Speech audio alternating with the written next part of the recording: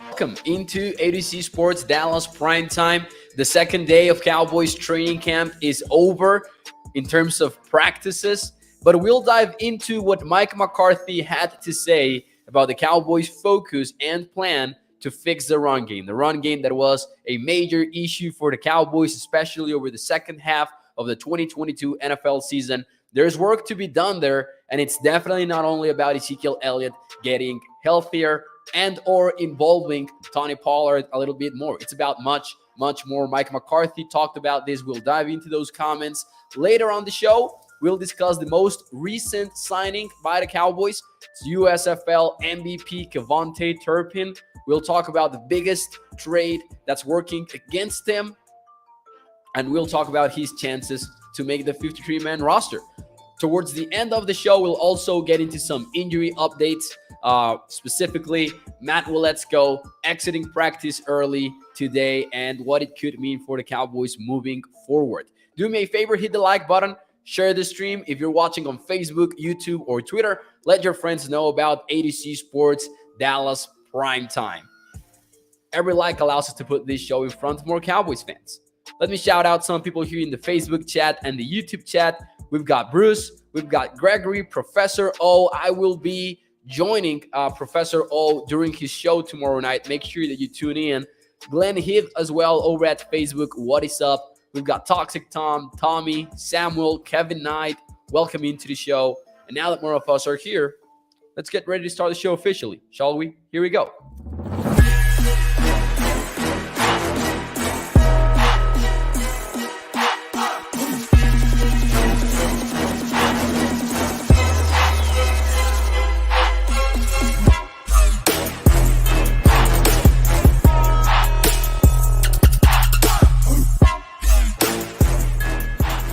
What is up, everyone, and welcome into ADC Sports Dallas Primetime. I am your host, Mauricio Rodriguez, streaming with you live every Sunday through Thursday night at 8 p.m. Central here on Dallas On Demand Sports Talk Network with a lot more content coming your way throughout the entire training camp session. Make sure that you follow adcsports.com/Dallas. We've got daily articles up there covering the latest on the Dallas Cowboys, as well as in-depth analysis, opinion, and much more regarding America's team.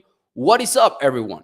What is up? Do me a favor, hit the like button, share the stream. Thank you for being here on this Thursday night, final show of the primetime week. So I'm excited to talk some Cowboys football with you. And I wanted to dive into what Mike McCarthy had to say regarding the Cowboys running game. You guys know this better than anyone.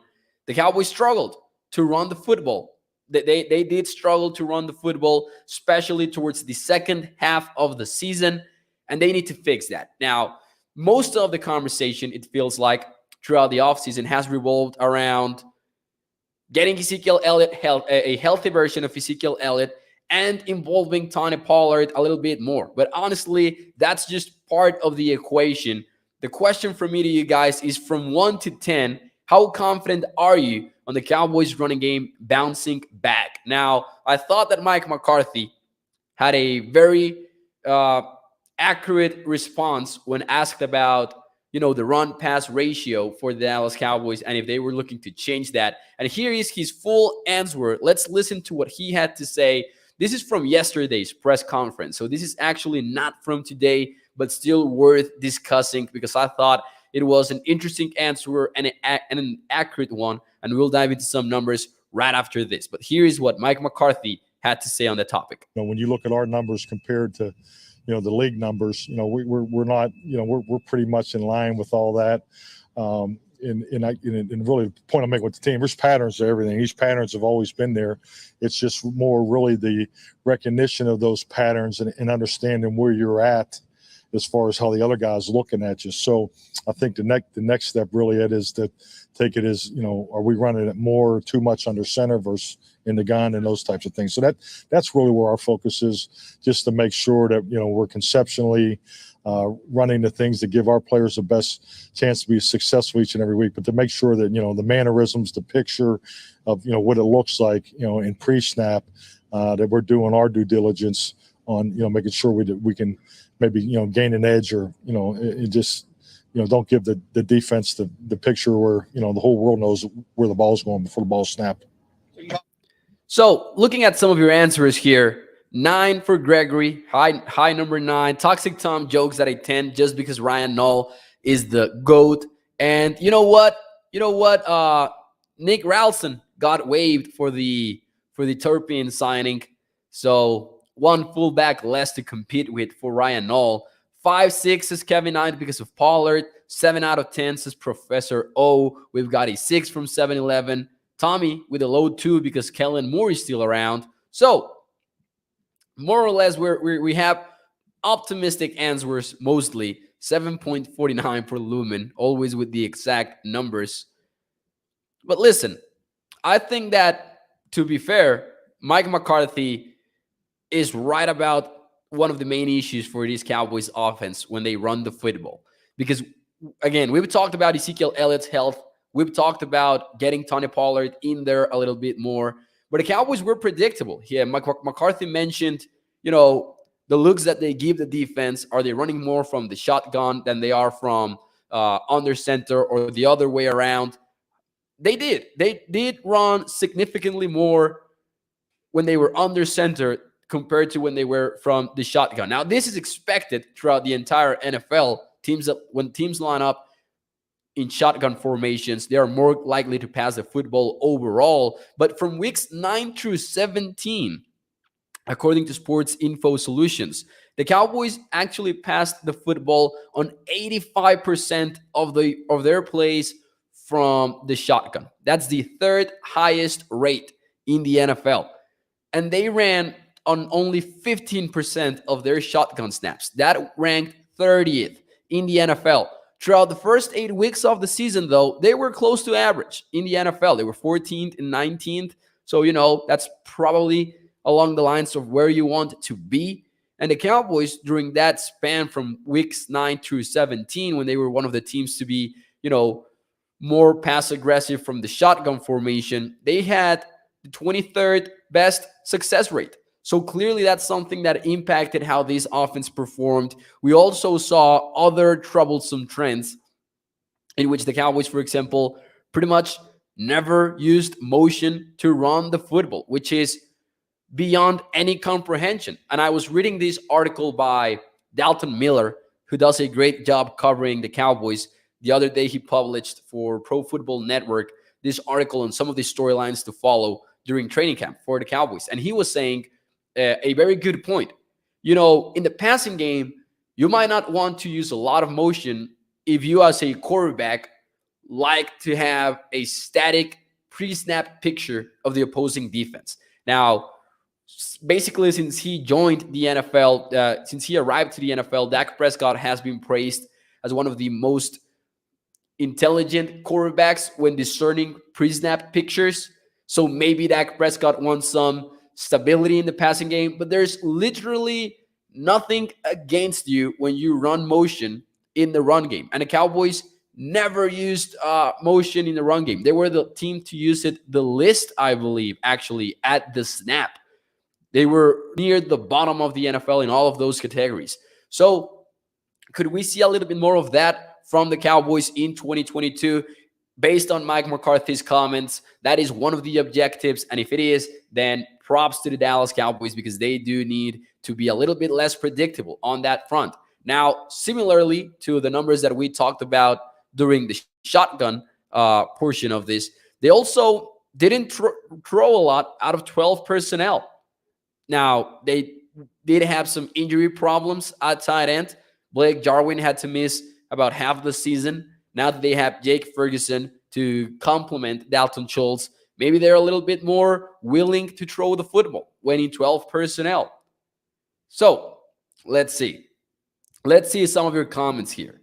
I will go, by the way, with my answer, I will go with a 6.5. I do think that the Cowboys' run game will be better in 2022. I do believe that Ezekiel Elliott's injury played a major role in the decline of it. And I hope, and maybe this is optimism right now, but I hope that the Cowboys indeed find a way to be a little bit less predictable when running the football.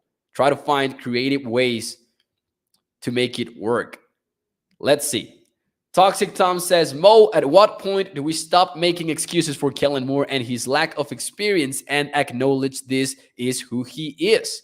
Well, to be fair, though, I don't believe that we're making excuses for Kellen Moore. I believe that pretty much everyone in Cowboys Nation kind of agrees on where Kellen Moore stands in the fact that he has, you know, he has a bright mind. He's got some pretty neat play designs. But we know that it hasn't worked in the late in the season yet. We know that there's still improvements to be made, and we know that the Cowboys are rolling with him. So I don't believe it's much about excuses. I believe Cowboys Nation is well aware of where Kellen Moore stands right now. I'm not sure if the Cowboys do. I'm not sure where the Cowboys stance is on Kellen Moore, but I don't feel like Cowboys Nation is really just I don't feel like Cowboys Nation is making excuses for Kellen Moore at this point. Now, Toxic Tom says he has been an offensive coordinator for 3 years and people act like he is still an intern. And I believe this ties back to what we talked about. This happened a few weeks ago when Rob Phillips from DallasCowboys.com actually wrote on this very topic. And he mentioned that it's not really about the years that Kellen Moore has been offensive coordinator, but overall the years that he has been an NFL coach, period, at any level. Because he was thrown into this position pretty early in his career. This is not an excuse for Kellen Moore. This is just the point of view as to his career right now and where it stands. Did the Cowboys throw Kellen Moore into the fire very early in his coaching career? Probably so.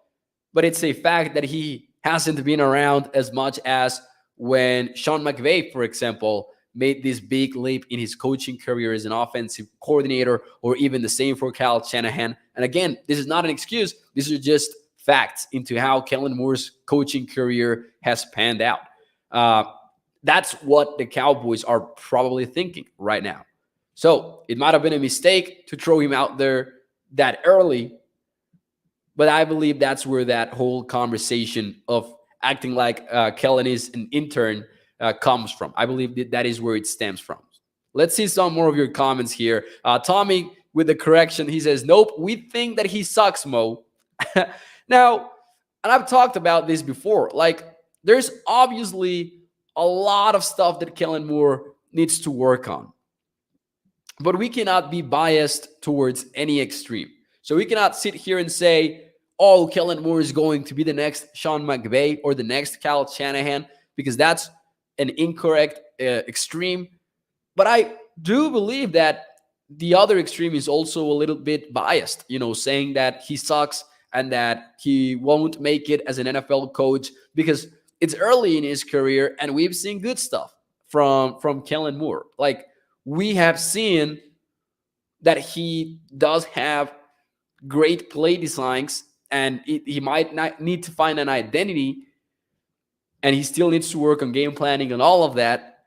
But, coaches have had success early in their careers before they have this final breakthrough in which they really position themselves as legit play callers or legit head coaches or whatever it is, right? So I know it sucks.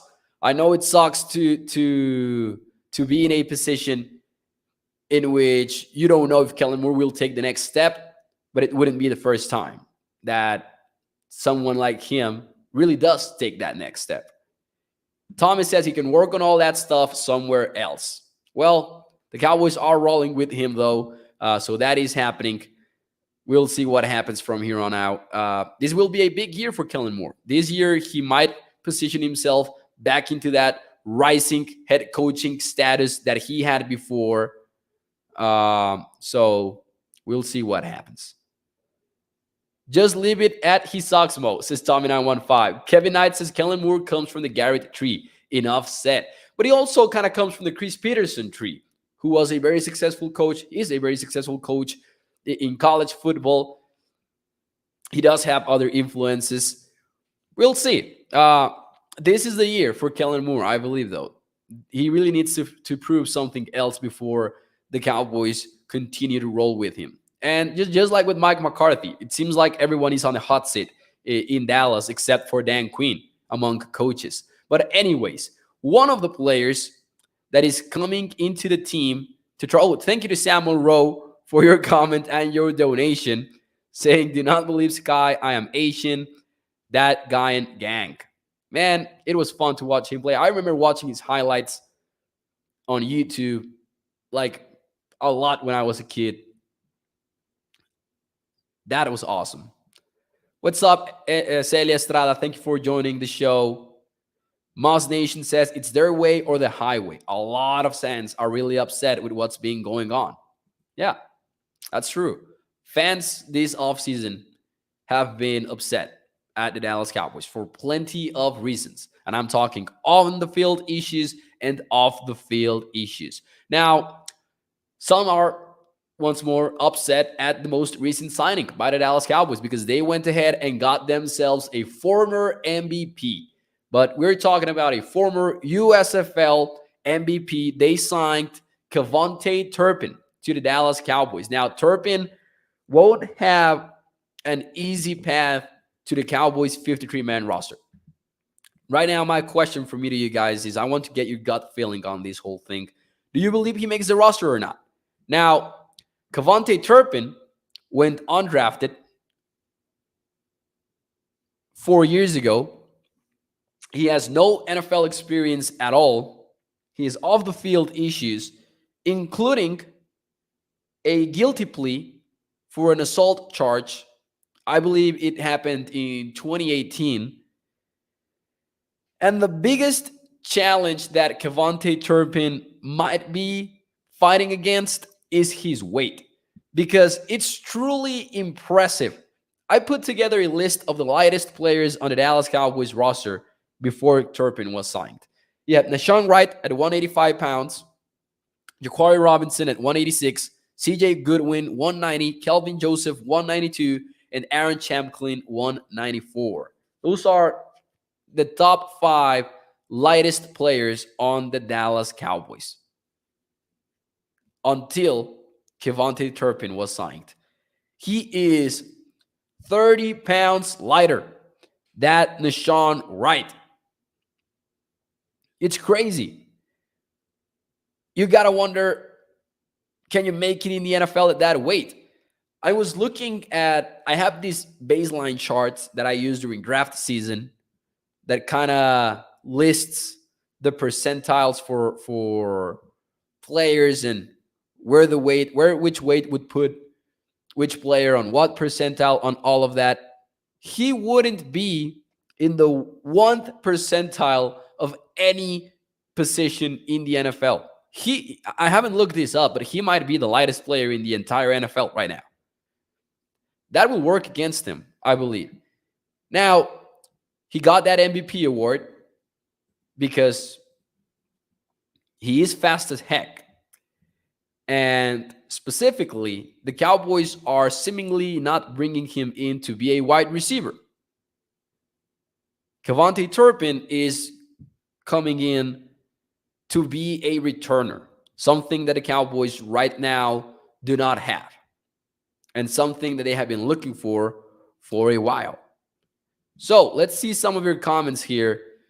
Gut feeling, does Cowboys Turpin make the 53-man roster? Toxic Tom says, I really hope not. Let's see. 6 to Midnight says, if he makes our roster, it will be most likely as a punt returner or a kick returner. And that also plays against them. I fully agree with 6 to Midnight here. The Cowboys are bringing him in to be a specialist, to work with John Fassel more than he will with Kellen Moore. He might not even work with Kellen Moore at all. But, punt returners and kick returners get hit a lot in the NFL.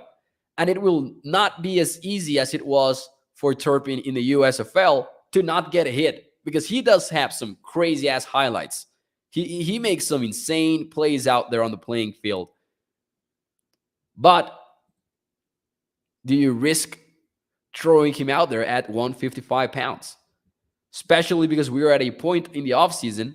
Well, we're at training camp already, so not offseason.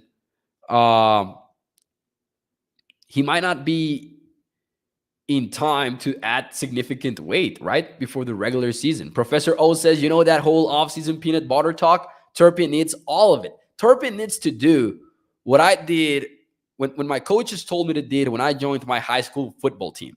My diet was literally just taking a slice of bread, putting a lot of Nutella on it, then putting a Snickers bar in the middle of that bread, roll it up, and basically eat a Nutella Snickers burrito with a slice of bread. That's what I did every day before practice. And then after it, I went with the Professor O strategy, the peanut butter sandwich, and dinner afterwards. So he might have to do that, man. He might have to do something like that out there. 155 is an insane weight to be in the NFL. I don't know how it will play out for Cowboys Turpin. I am leaning towards no. I think that he will not make the roster right now. That would be my gut feeling. Yeah, that was exactly the diet, Professor O. A bread Nutella Snickers burrito.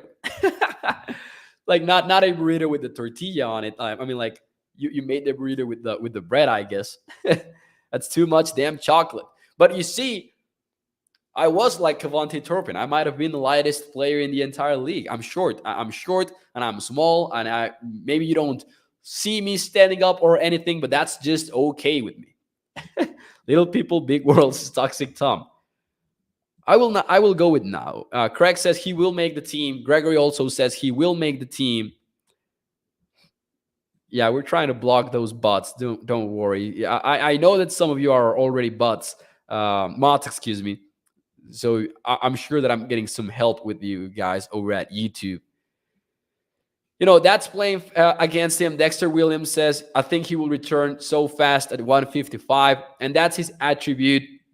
But man, in the NFL, you're going to get hit on special teams. You're going to get hit out there. And it's not going to be as easy as it was in the USFL, I believe. So we'll see. We got Jimos, Stamina 1-5. There you go. There you go. Professor O says, what is interesting about Turpin is that he would be our wide receiver who's a special teams guy role that Noah has occupied. Basher has already gotten a lot of buzz, and Noah may be looking for a job soon. And it becomes a matter of, do you trust your depth enough at wide receiver to essentially cost one of these receivers that can also be a viable option on offense in case someone gets injured for Cowboys Turpin? Because do you trust Turpin to play on offense in the NFL? Probably not. And with Noah, you have this big guy that can block. And that's a thing that the Cowboys value a lot. So that's why right now I am leaning towards a no for Cowboys Turpin. I don't think that the Cowboys are as comfortable with their depth at wide receiver to give one of those spots to Cowboys Turpin, the former USFL MVP. Now, I don't trust Noah Brown as a receiver a lot, like Professor always saying here. But we know that the Cowboys kind of, trust him to get those blocking assignments in because he's good in those. That's his specialty, maybe. I love that now we're talking about PB&J sandwiches and stuff. Parsons Diggs Defense says, Mo, you ever had peanut butter, jelly, and banana sandwich? For sure. That's the way to go, I would say. I am a huge PB&J kind of guy. Like I will have a PBJ sandwich maybe 1 out of 2 days. Every 1 out of 2 days. 50% of the days I get one of those, maybe. Kevin Knight says, why wait to training camp to look for a specialist? Another frustrating part of it. Now, does that speak about how the Cowboys feel about Jalen Tolbert returning footballs? Or, every other guy that has been competing for that role in OTAs and minicamp? I don't know if it, talks to that, but it seems significant. Now, moving on to the next topic before we get out of here on this show. And by the way, man, we have pushed through this show. I don't know if you've noticed, but I've been feeling under the weather today, dealing with some fever there. But hey, we are pushing through in order to talk about those Dallas Cowboys. Toxic Tom, this is the comment of the day. Jose Altuve weighs more than Cavante Turpin. That's just crazy, man. Jose Altuve weighs more than Turpin. Now, Turpin is 5'9", I believe.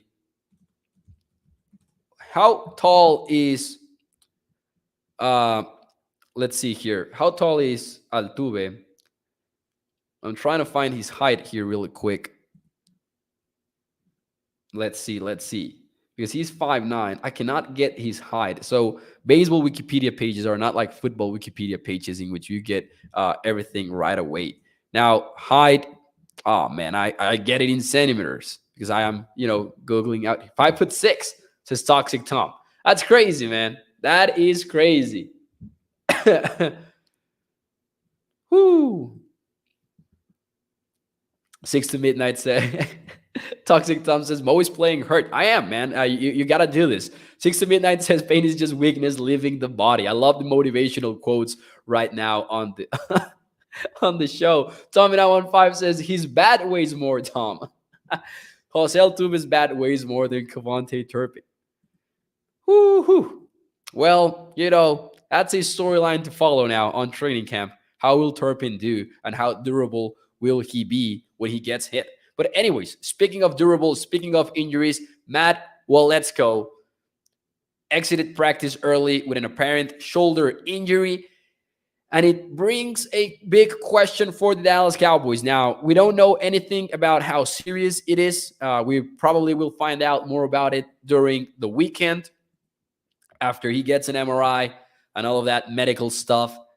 But remember when Jerry Jones mentioned right after the NFL draft that taking Waletzko could have meant for the Cowboys that they were not going to seek a free agent veteran at the position.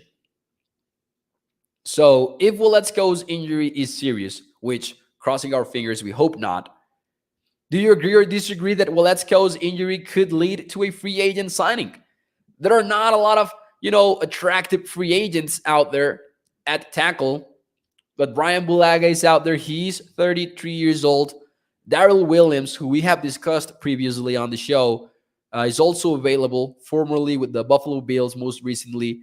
Marcus Cannon, Kendall Lamb from the Tennessee Titans, Mike Remmers from the Chiefs, Ty Nsekhe. Could we see Nsekhe make a comeback at 36 years old? It looks like a long shot, but you need to provide some competition for Josh Ball as they continue to fight for that swing tackle spot. Now, key note here, the Cowboys might not be truly looking for a backup swing tackle. They might be looking for a backup right tackle, as people have suggested before, with Tyler Smith's ability to kick out at tackle, from the inside to the outside if Tyron Smith goes down injured, given that's the plan for Tyler Smith down the road. I would agree with that. I think that Waletzko's injury, if it turns out to be serious, will lead to the Cowboys making a free agent signing. Darrell Williams is a name that I would like a lot on this team, because I believe he also provides some flex. He can play inside. He has done that before. So let's see. Agree with Professor O. Stephen White says with yes. 7-11 with agreed. Gregory disagrees, though. There you go. Kevin Knight, yes. Lumen agrees. David Holden, bring in a veteran swing. Professor O suggesting Sam Tevi. Tevi can play both offensive tackle spot and has over 40 career starts. Yeah. Now, it might come down to how much the Cowboys trust Josh Ball, who is on his second year technically for the Cowboys, but got injured pretty early last season. So, Waletzko is definitely a setback for the Cowboys, I would say. More than it would appear at first glance. So, hopefully, we get positive news throughout the weekend, and one of the first injuries to really start monitoring during this training camp period for the Dallas Cowboys. But anyways, thank you so much for tuning into the show. Let me get the outro music real quick. Thank you for joining the show. Do me a favor, hit the like button, share the stream. If you are watching on Facebook, YouTube, or Twitter, let your friends know about ADC Sports Dallas Primetime. Remember that every like allows us to put this show in front of more and more Cowboys fans as we continue to grow the ADC Sports Dallas community. By the way, next week we might get announcements from ADC Sports. Don't tell anyone that I told you this, but hey, things are coming. So it will be amazing. It will be an amazing season. Thank you guys for tuning in, for making this show possible. And I will see you on Sunday night, 8 p.m. Central. Thank you very much. Hit the like button, smash the like button, and I will see you on Sunday. Thank you for your wishes, and see you. Bye-bye.